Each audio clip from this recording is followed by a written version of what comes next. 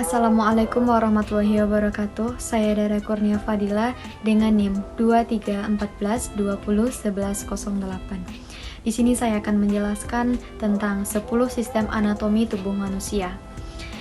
Guna memenuhi tugas ilmu biomedik dasar dengan Ibu dosen NS Imelda R. Kartika, MKEP. Yang pertama yaitu sistem persyarafan. Nah, sistem persyarafan sendiri yaitu sistem kompleks yang berperan sebagai untuk mengatur dan mengkoordinasikan seluruh aktivitas tubuh. Nah, sistem persyarafan ini terbagi menjadi dua bagian. Yang pertama yaitu sistem saraf pusat, yaitu terdiri dari otak, sumsum tulang belakang, dan neuron. Nah, neuron ini terbagi menjadi tiga. Yang pertama yaitu badan sel, yang kedua dendrit, yang ketiga akson. Yang kedua yaitu sistem saraf tepi. Sistem saraf tepi ini juga terbagi menjadi dua bagian. Yang pertama yaitu saraf somatik, yang kedua saraf otonom. Nah, saraf otonom sendiri terbagi menjadi dua bagian. Yang pertama yaitu simpatik, yang kedua yaitu parasimpatik. Fungsi utama sistem persyarafan yaitu untuk mengatur dan mengendalikan seluruh aktivitas tubuh agar dapat bekerja secara maksimal. Nah, yang kedua itu masuk ke sistem endokrin. Nah, sistem endokrin ini terdiri dari 8 bagian. Yang pertama itu terdiri dari hipotalamus, yang kedua kelenjar pituitari, yang ketiga kelenjar pineal, yang keempat kelenjar tiroid, yang kelima paratiroid, yang keenam pankreas, yang ketujuh kelenjar adrenal. Nah, pada kelenjar adrenal ini menghasilkan hormon. Yang pertama itu aldosteron, yang kedua kortisol, yang ketiga androgen, yang keempat adrenalin, dan yang kelima noradrenalin. Nah, kelenjar terakhir yaitu kelenjar gonad. Kelenjar gonad ini terdiri dari ovarium dan testis. Juga menghasilkan hormon, yang pertama itu estrogen, yang kedua progesteron, dan yang ketiga testosteron. Fungsi utama sistem endokrin adalah memproduksi dan melepaskan hormon. Kemudian, hormon akan masuk ke aliran darah guna untuk mencapai sel, jaringan, dan organ tubuh lainnya. Sistem reproduksi adalah bagian tubuh manusia yang berfungsi untuk menghasilkan keturunan. Untuk menjalankan fungsinya, sistem reproduksi wanita terdiri dari beberapa bagian, mulai dari labia majora, labia minora, vagina, rahim, tuba fallopi, hingga ovarium. Sistem reproduksi pria bagian luarnya terdapat dari penis, skrotum, testis, dan epididymis, dan pada bagian dalamnya yaitu vas deferens, vesicula seminalis, saluran ejakulasi, uretra, kelenjar prostat, dan kelenjar bulbouretral. Yang keempat yaitu sistem muskuloskeletal.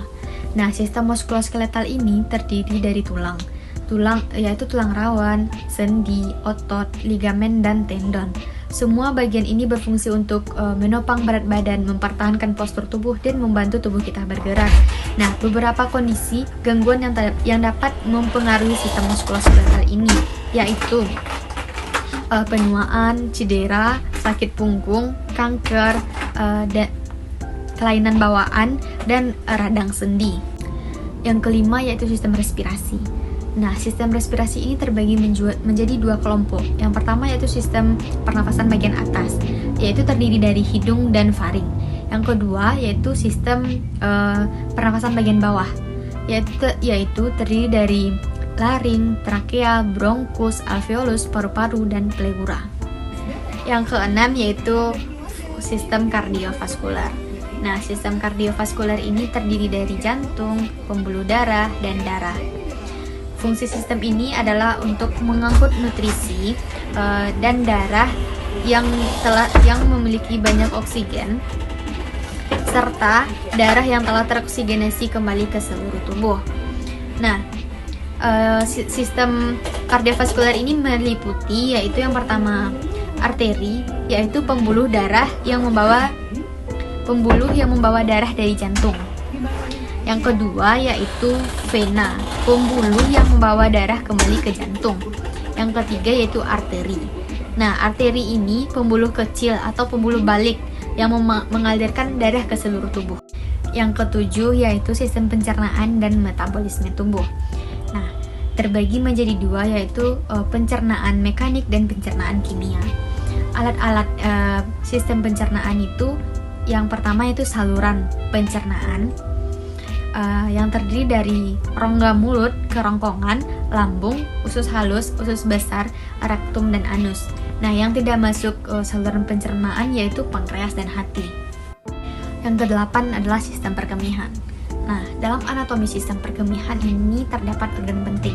Yang pertama yaitu ginjal, yang kedua yaitu ureter, yang ketiga kandung kemih, yang keempat yaitu uretra.